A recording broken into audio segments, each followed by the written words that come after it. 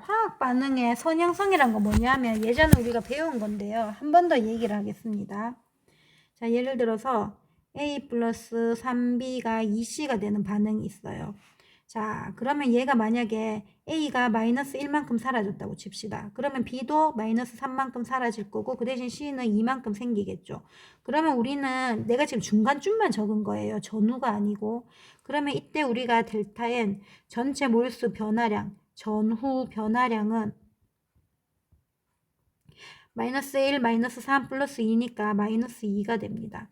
자, 뭐 예를 들어 가지고 여기서 자, 요거는 자, 여기서 만약에 얘가 A가 마이너스 3만큼 반응했다고 칩시다. 그럼 A가 마이너스 3 반응할 때 B는 마이너스 9만큼 반응해야 되고 C는 6만큼 생기죠. 그러면 이때 델타 N은 마이너스 6이 됨을 알 수 있거든요. 그러면 여기서 관계가 어떻게 되냐 하면 자, 전후의 변화량이 3배입니다. 그럼 전후의 변화량이 3배라는 거는 반응이 진행 정도가 3배 증가했다는 거죠. 반응 3배 진행 정도가 3배 증가하면 반응물도 3배 더 많이 반응했고 생성물도 3배 더 많이 반응했다는 거거든요. 딱 이렇게 딱 맞게 이렇게 반응을 한다는 거예요.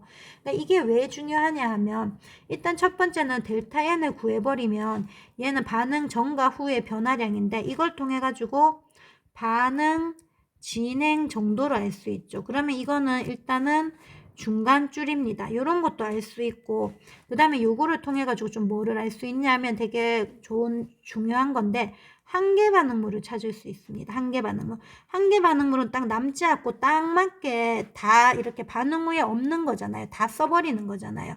그래서 반응이 어느 만큼 진행됐는지 알면 한계 반응물을 정확하게 알 수 있거든요.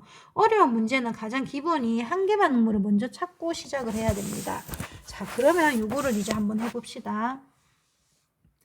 자, 그러면 여기 예제 7번 한번 보세요. 예제 7번은 뭐냐면 여기 칸에 C는 지금 생성물을 말하죠. 생성물이 얼마 생겼는지를 우리가 볼 거거든요. 자, 그러면 이거를 이제 선형성이라고 해가지고 자, 소모된 양, 생성된 양 이런 거 비율을 우리가 이제 찾아볼 건데 첫 번째는 일단 제일 중요한 거는 지금 생성물이 있죠. 생성물이 N에서 2N으로 됐어요. 실험이 1에서 2로 갈 때. 이 말은 생성물이 2배 됐죠. 생성물이 2배 됐다는 거는 모든 반응이 몇 배 됐다. 반응이 2배 더 많이 진행됐다는 거거든요. 자, 그럼 이거는 뭐를 의미하냐 하면 실험 1과 2에 지금부터 한계 반응물을 찾을 거예요. 그럼 출제자가 한계 반응물을 안 가르쳐주면 선생님이 찍어서 해보라고 했죠. 자, 지금 저는 틀린 것부터 먼저 하겠습니다. 자, A와 B를 하는데 만약에 이 중에 자, 만약에 A가 한계 반응물이라고 칩시다. 그럼 A가 한계 반응물이면 얘는 무조건 생성물도 2배 증가했으니까 썼는 반응물도 2배 돼야 되죠. 그럼 얘는 얼마가 돼요? 4가 되죠. 근데 지금 A는 2밖에 없잖아요. 그러니까 이거는 모순이에요. 결국 이 말은 A는 한계 반응물이 아니고 실험 1에서 얘는 과량이라는 거야. 그러면 A가 과량이라는 걸 아는 순간 누가 한계 반응물일까요? B가 한계 반응물이겠죠. 그러면 얘는 결국은 6g을 다 썼다는 거야. 자, 그러면 이제 뭐를 할 수 있냐 하면 여기서 생성물이 2배 증가했죠. 그러면 실험 2에서도 실험 1에서 6g 사용됐다면 얘도 똑같이 2배 더 사용되어야 돼요. 그럼 얘는 마이너스 12g이죠. 얘는 당연히 남죠.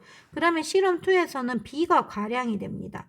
그러면 누가 한계 반응물일까요? 예, 요 2가 한계 반응물이 되겠죠. 얘가 한계 반응물. 그러니까 얘가 2몰 쓰는 거예요. 그럼 얘가 한계 반응물이 되고 거꾸로도 됩니다. 자, 실험 2에서 2몰 썼다는 거는 실험 1에서는 얘가 지금 반응량이 2배가 돼야 되니까 실험 1에서는 1몰만 썼다는 게 돼요. 이렇게 되면 우리가 사실 반응 비도 알 수 있거든요. 뭐 여기서는 헷갈리게 막 몰수랑 질량을 같이 줬는데 일단 내가 아는 거는 A가 이런 거를 표시할 수 있습니다. A가 1몰 쓸 때 B는 6g 사용되고 이때 C는 얼마 생긴다. N몰 생긴다. 뭐 이런 식으로도 나타낼 수 있거든요. 한번 적어주면 A가 1몰 쓸 때 B는 6g 쓰고 6g 없어지고 이때 C는 얼마 생긴다. N몰 생긴다는 거예요. 그러면 이걸 통해서 이게 나름의 하나의 반응 비가 되죠. 다 섞여 있긴 하지만. 그러면 이걸 통해서 실험 3도 할 수 있어요.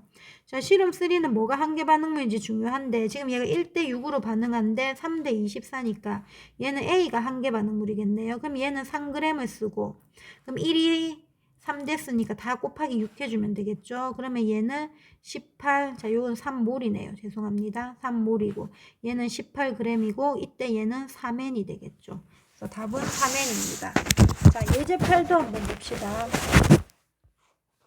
자, 예제 8은 뭐냐 하면 지금 현재 아무것도 개수를 안 가르쳐 줬고요.